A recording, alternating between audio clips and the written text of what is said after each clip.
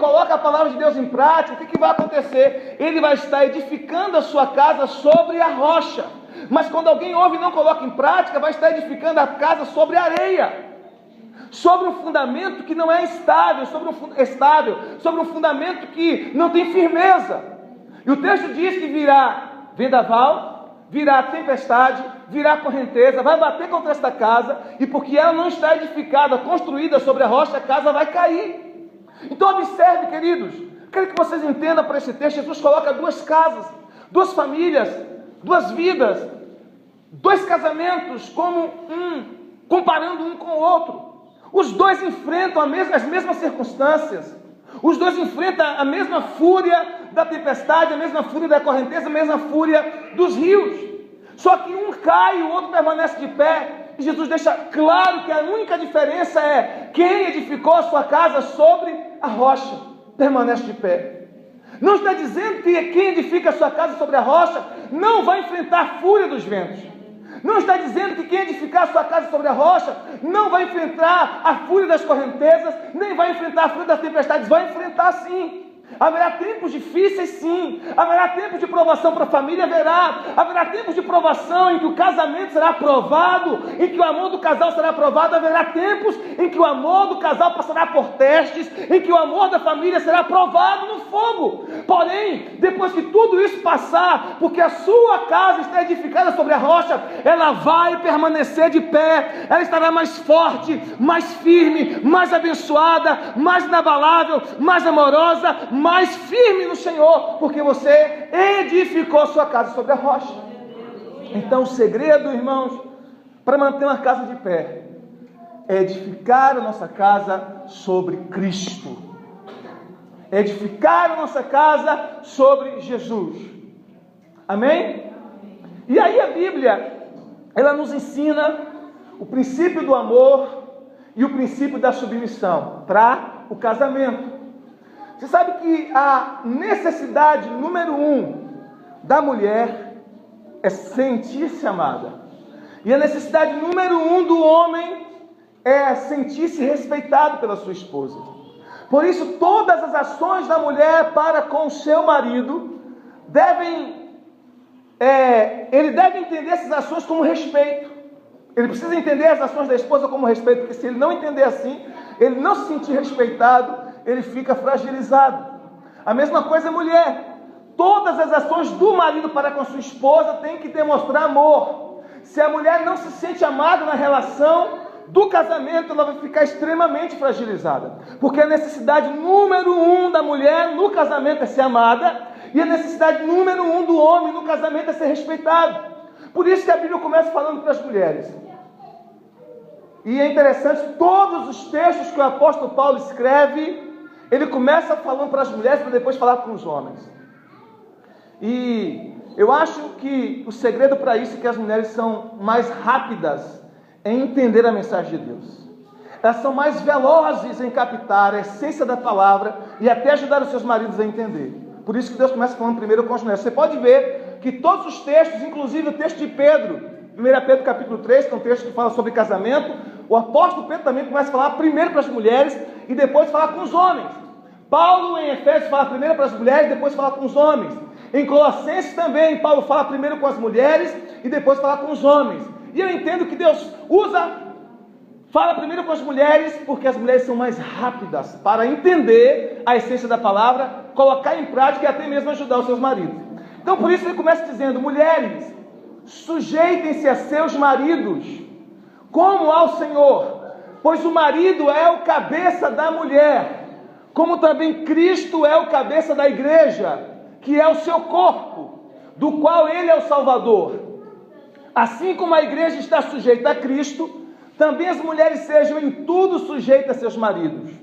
Maridos, amem suas mulheres, assim como Cristo amou a igreja e entregou-se a si mesmo por ela, para santificá-la, tendo-a purificado pelo lavar da água mediante a palavra, e apresentá-la a si mesmo como igreja gloriosa, sem mancha nem ruga ou coisa semelhante, mas santa e irrepreensível.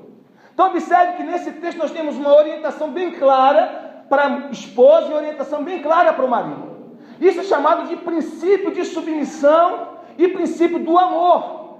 A submissão aqui é o respeito que a mulher devota pelo seu marido. Submissão na Bíblia, queridos, não tem a ideia de subserviência ou de escravidão. Não traz a ideia de que a mulher, ela se torna um capacho do homem, uma escrava do homem. Não é essa a ideia de submissão. A ideia de submissão na Bíblia significa que a esposa, ela reconhece o papel do homem atribuído por Deus como líder da família. Deus declarou que o homem é o cabeça significa que ele é o líder, ele tem a função de liderar a família, de conduzir a esposa e os filhos. Quantos estão entendendo? E a mulher submissa significa que ela entende esse papel e ela se submete à liderança de Deus na vida do seu marido. Amém? Ela se submete. Agora olha o que o texto diz: sujeitem-se a seus maridos como ao Senhor. É importante que você entenda esse trecho, como ao Senhor. Você não se submete ao seu marido por causa do seu marido. Vocês estão entendendo? Você se submete ao seu marido por causa do Senhor. Ele pode ser um homem grosso, um homem ríspido, um homem desatencioso, mas por causa do Senhor, por causa de Cristo, você se submete ao seu marido. Não é por causa dele, é por causa de Cristo. Agora, à medida que a mulher ela se submete ao marido, à medida que a mulher respeita o marido, à medida que o marido se sente respeitado pela mulher, acabou, irmão. A mulher consegue ajudar o marido, a mulher consegue colocar o marido no devido lugar, porque ele se sente respeitado. Quando a mulher entra numa quebra de braço com o marido, quando a mulher tenta medir força com o marido, ela já perdeu. Sempre que você, que é esposa, tentar medir forças com seu marido, minha filha, você já perdeu a batalha. Você pode perder o seu casamento por causa disso. Não meça forças com ele. O marido diz uma coisa, a mulher diz outra. O marido diz uma coisa, a mulher revida. Nenhum homem gosta de uma mulher mandona. O homem, ele quer pelo menos acreditar, pelo menos achar que quem manda é ele. Na verdade, a mulher manda mais do que o homem, mas ele quer acreditar que quem manda é ele. Então, se a mulher for submissa, ela vai conquistar o coração do marido. 1 Pedro capítulo 3, versículo 1 em diante, você pode conferir na sua Bíblia.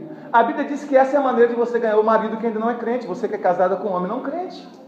A Bíblia diz assim: mulheres, sede submissas ao seu marido, para que, se algum deles não conhece a palavra, seja ganho sem palavra pelo procedimento da esposa. Pelo procedimento. Não tente convencer o seu marido, não tente colocar o seu marido contra a igreja, contra o pastor.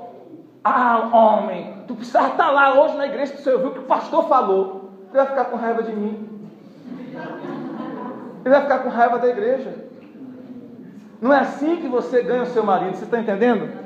Você ganha o seu marido com respeito, com submissão, demonstrando apreço para ele. Mas pastor, o meu marido não merece respeito, mas você vai respeitá-lo por causa de Cristo. Vocês estão entendendo?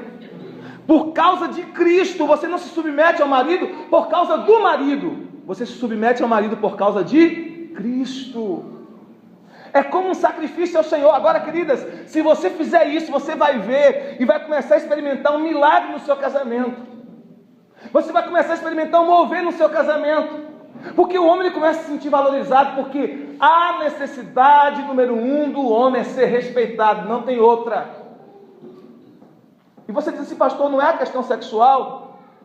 A questão sexual para o homem é traduzida como respeito. Por quê? Porque o homem é dominador, ele é conquistador por natureza. Então, quando ele está tendo intimidade com a sua esposa, ele se sente no controle. E por isso se sente respeitado. E por isso também, quando a mulher se nega ao seu marido, ele se sente desrespeitado. Vocês estão entendendo o que eu quero dizer? Para o homem, quando a mulher diz não, e isso é repetidamente, o que acontece? Isso para ele soa como uma linguagem de desrespeito. Porque a necessidade número 1 do homem é ser respeitado. Vocês estão entendendo, queridas?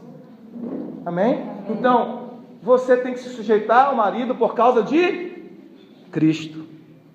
Que Cristo é o cabeça da igreja e o marido, cabeça da sua esposa. O homem não é a cabeça de toda mulher. O homem é o cabeça da sua mulher. Amém? Amém. E o homem, o princípio do amor. Maridos, amem suas mulheres da mesma forma, assim como Cristo amou a igreja. Então escute, se a mulher se submete ao marido por causa do Senhor, da mesma forma o marido ama a esposa por causa de Cristo. Estão entendendo? Você não pode amar sua mulher por causa da mulher em si. Você tem que amar sua mulher por causa de Cristo. Talvez alguns homens dizem assim, mas ela não merece meu amor. Mas você não tem que amar por causa dela, você tem que amá-la por causa de Cristo. Ou seja, o que eu estou ensinando para você é que precisa haver da parte da esposa para o marido respeito incondicional. E precisa haver da parte do marido para com a esposa amor incondicional. Amar a esposa mesmo quando você acha que ela não merece ser amada. Mesmo quando ela está chata.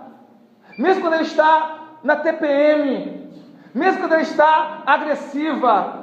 Mesmo quando ela está aborrecida, você precisa amá-la, você precisa entendê-la, você não tem que entrar no jogo dela, porque tem hora que ela está fazendo de tudo para brigar com você, você não tem que entrar nesse jogo, você tem que fugir da aparência do mal. Amém? Amém? Você tem que fugir da aparência do mal, tem que ser sábio, meu irmão.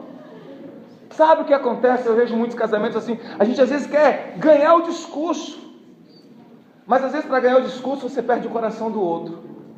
É melhor, muitas vezes, você perder o argumento, perder o discurso, mas ganhar um coração. Às vezes é melhor você perder a razão. Você está cheio de razão, mas eu tenho razão.